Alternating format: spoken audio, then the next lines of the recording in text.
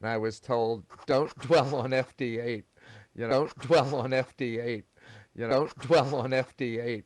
You know. I could go another hour easily and still not run out of breath. But let me stop and say, what kind of questions do you have? The question I got at my last talk was, all right, so Feierman, what's the best mode? I said, I don't know. What's the best car? What's the best food? What's the best of anything, you know? Depends on your purpose. Granted, FT8 is real efficient to get your sound card to work another sound card with just a couple of watts and a wire. But, you know, in this book, Steve talks about FT8 and FT4, and I know Joe Taylor. Full disclosure, I taught Joe Taylor's niece and nephew at my school. So, and Joe and I were both were almost the same age, and we were both interested in binary stars when we were starting out in astronomy. Joe went into binary pulsars, did all kinds of interesting research, and got a Nobel Prize for it. I ended up teaching high school. I had a great time. So the FT8 chapter in here is very informative, very well written. And I won't tell you who wrote it, but he looks a lot like this. Steve Ford is a prolific author. He's a good friend now. All right, let me stop talking because I'm watching the clock here. Perfect, Barry. Yeah, it's absolutely fabulous. I mean, I've learned a lot, and the analogies are spectacular. So, you know, I sort of sent a note out if anybody has any questions, but obviously nobody can type that fast. So. You know, are there any questions? You know, maybe we've got a couple of minutes here. The time. You know, who has a question? And let me say it this way: if you don't get to ask it, email me K3EUI Barry, no space. There you go. At gmail.com. Questions. Well, let me take one. Okay, looking at the screen tonight, Barry. Okay, and I've always wondered about this going on because.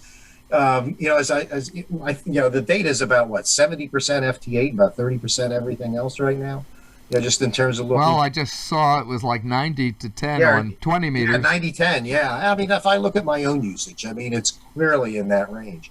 You know, I mean, I guess and we've had Joe Taylor, you know, speak to us. You know, I guess one of the 20 meters. Yeah. Yeah, there you go. That is real time. Yeah. So I mean, has the digital modes really killed amateur radio from that standpoint, or what? You know, just from your standpoint, or what do you think about it? If there are some people who have never used digital, you know, or sort of old analog guys, say, you know, well, you know what? I mean, it's not amateur radio. You know, it's not what I grew up with. That type of thing. You know, have the. Yeah, I don't understand the question. I mean, I'm communicating, right? Why do we have a ham license to communicate? Yeah. So, you know, of course, I could do it with a microphone, and I still talk to people all over the world. I could do it with a hand key, and I still actually do that. Yeah. I've had some, in the last year, I've had some of my most interesting conversations, not just QSOs, conversations on CW. But mostly the conversations are about CW or something related, you know. But I had a long conversation with someone on Olivia on 40 meters. We weren't QRMing anyone else. It was at night. And we were talking about kayaking, because I do a lot of kayaking out west. I've talked a lot of interesting conversations now at my age about being a grandparent, getting grandkids interested. So, you know, like, it's a keyboard mode, and if you don't like to type, maybe you don't like to operate sound card digital modes because you have to type. Yep. But someone pointed out, you know, there are voice-to-text converters that you can type, you can talk, and it goes out as a RTTY signal.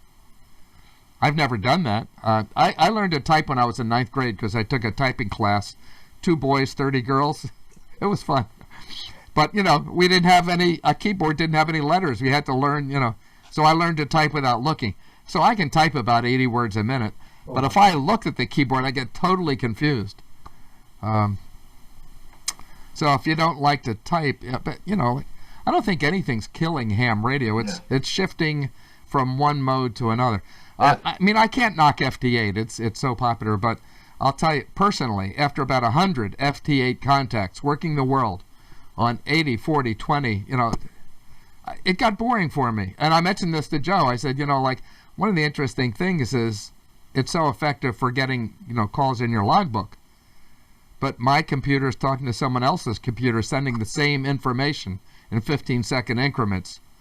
So a fellow developed a new mode called JS8 that uses the coding for FT8, but you can type on your keyboard anything you want, and it goes out in 15-second intervals. So if you use a mode called JS8, I don't know if any of you have tried that, it's using the FT8 modulation structure, but not the app FT8 to just get a logbook contact.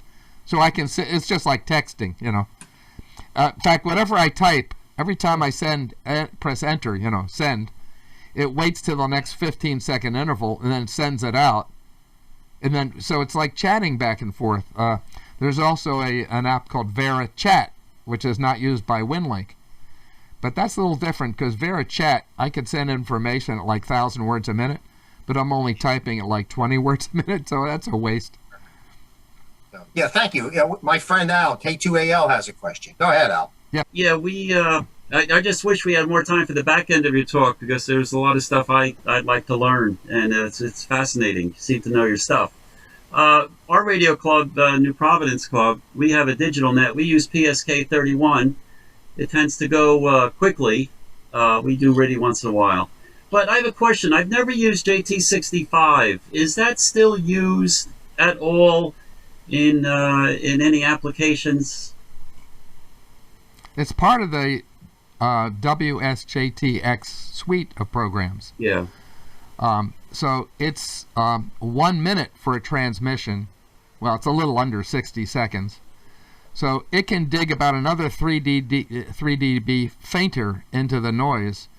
So it's even more sensitive than FT8. But it's a lot slower. So the JT65, if you listen to it, it's still dee-dee-dee-dee-dee-dee-dee-dee-dee-dee, for almost a minute. I think it's 48 seconds. And then silence. During the silence, your computer's making all these dots and dashes into print, So JT65 is more effective for something like moon bounce, right, where you really want to, get a signal off the moon, and you don't care if it takes me 5 minutes to get that, QSO in the log. Why did FT4 get created? Because FT8 was taking too long. So that's what I was joking with Ed before. Maybe the next mode's going to be FT2, where, you type 2 seconds, it goes dip, and then the next guy types and it goes dip. There are also fast modes that are used for meteor scatter and stuff, but the JT modes, each of the specific modes is for a different function. Jerry, you had a question? No, I was really saying that FT4 was, for us, for contesters, because FT8 is too slow. Yeah. And FT4 is twice as fast, and that's the way you want to make your contact and move to another station. I mean, that's the name of the game. That's ham radio at its best. Work somebody and go someplace else. Because see, I don't think it's at its best, because all you've done is gotten a contact in your log. What do you know about the station you work? Absolutely nothing. So for me, that's not fun. It's getting another contact, yes. I want to learn something. Like I'm looking at you right now, and I see that it looks like Arecibo behind you. I want to know something about you. Are you an astronomer? Why is that background? And I'm not going to learn that if I talk to you in FT8 and we exchange our contact information. Perfectly correct. Perfectly. I said contesters now. Yeah. Contesters, the name of the game is to work a lot of stations in a given length of time. And FT4 was made to do just that. Yep. Working a lot of stations in a given length of time. And I would not be interested in your name of your dog. Occasionally in a contest, somebody will say, my name is so-and-so, and I, got on here. I feel like hitting him over the head because he's wasting my time.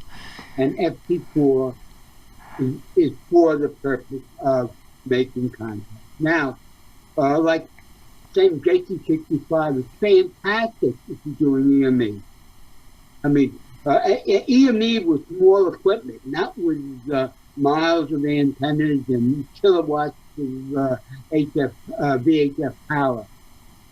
With the advent of this type of mode, which led to FT8, it meant that a guy with 100 watts could work stations off the moon, which took megawatts by the Army 50 years ago. And here we are with half a kilowatt or even less, even 100 watts, working stations off the moon. So Taylor's work is just unreal in terms of exploiting the capability for us amateurs. Because remember, some people want to rad school.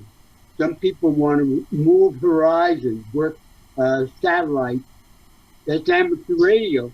People want to bounce signals off the moon, because it can be done.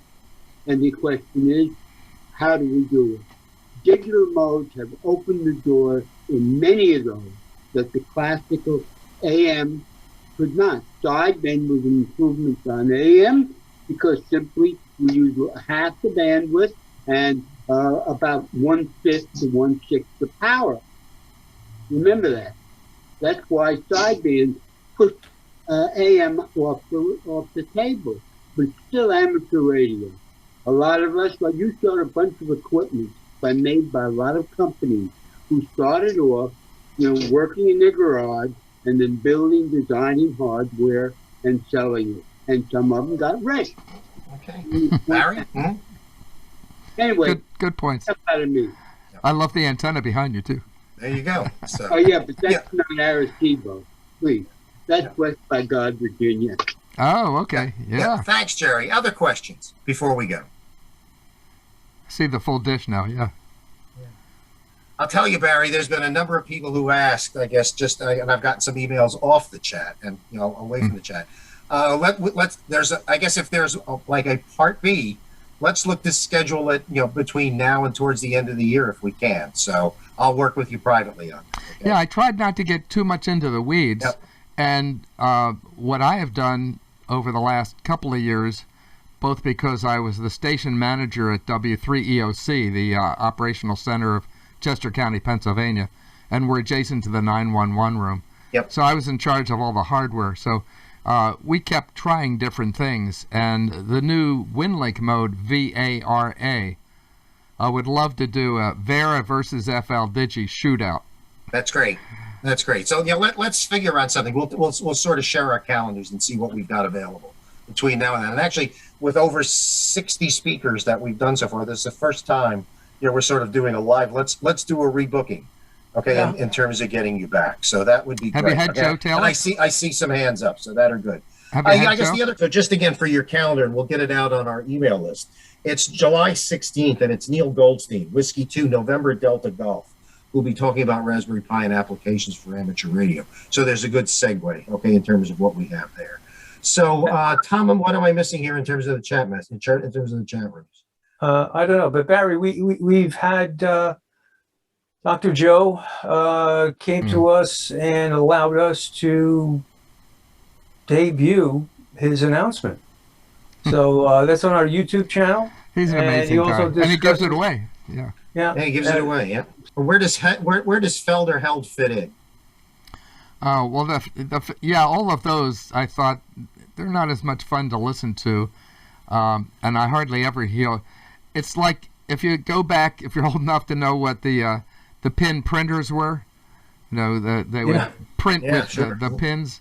What if you just paint on the waterfall the letter E or F or 1 or 2? So the held modes are literally not translating, to print on the screen, but in your waterfall, printing out the letters, the message. Oh, I could probably show. Well, I don't want to take the time to do that. I could have shown you some of the different messages. They like print like an ink, like the dot matrix printers do. They're not fun to listen to either. I mean, I'm a bassoon player, and this goes. It's an annoying sound.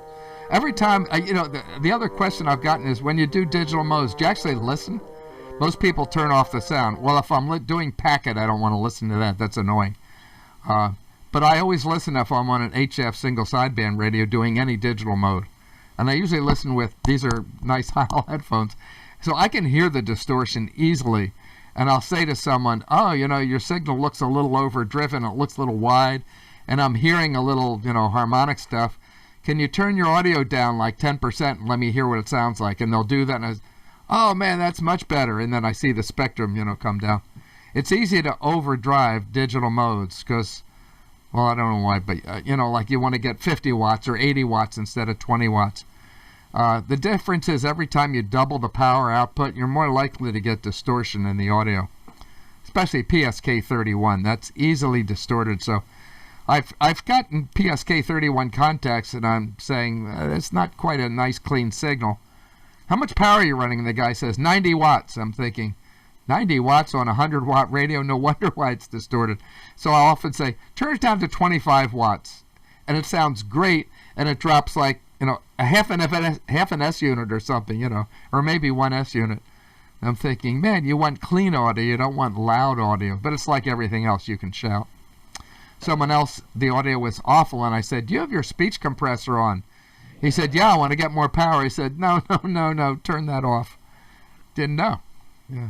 You don't want to use speech compressors on digital modes. That's just awful.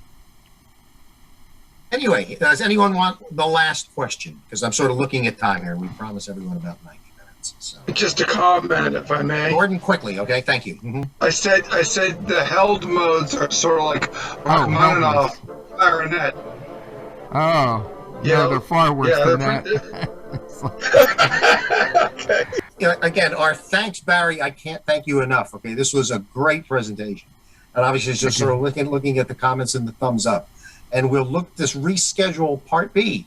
Okay, between now and the end of the year, and I'll reach out to you from there. I see some thumbs up. Have you had anyone speak on nano VNAs?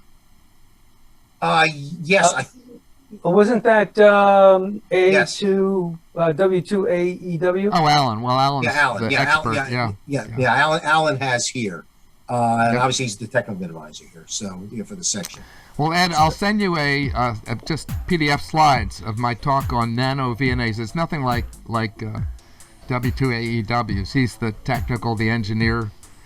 Mine is just more about, here's a tool in your toolbox. Look what you can do with it. Anyway, my thanks to you all, okay, for being part of it here again tonight.